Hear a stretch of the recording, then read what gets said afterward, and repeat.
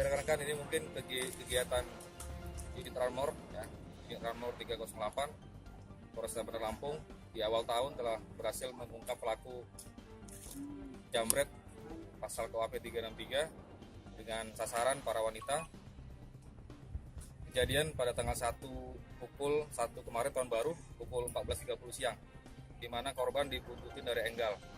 Jadi berawal dari enggal dibuntutin, kemudian pada saat sampai di sekitar Pahoman, kemudian salah satu dari eksekutor langsung ambil handphone dan dengan kecepatan tinggi langsung kabur. Pada saat kemarin tanggal 1, anggota mendapat laporan dari masyarakat, langsung memetakan pelaku. Jadi langsung melakukan pengejaran, menyebar anggota, dapat di Kemiling ya, di daerah Kemiling. Jadi kita hasil pengejaran dapat di Kemiling. Kemudian di Kemiling kita langsung melakukan penangkapan di lapangan di Kemiling. Setelah dikembangkan, didapatlah senjata api jenis mainan dan barang bukti handphone milik si korban di Masih Baru.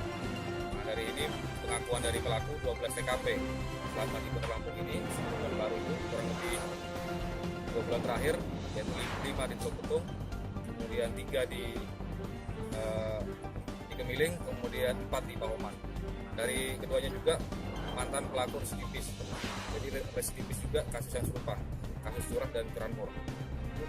Ya, dua-duanya karena tindakan kedua pelaku sangat merugikan petugas, terpaksa kami lakukan penembakan di kedua kaki pelaku, tepat di kedua pelaku. Hasil pemeriksaan awal senjata api mainan itu apa? Ya, sementara awal pengakuan dari korban, apabila korban tidak melawan, dia tidak menggunakan. Tapi apabila ada korban sedikit perlawanan, ini digunakan untuk menakut-nakut.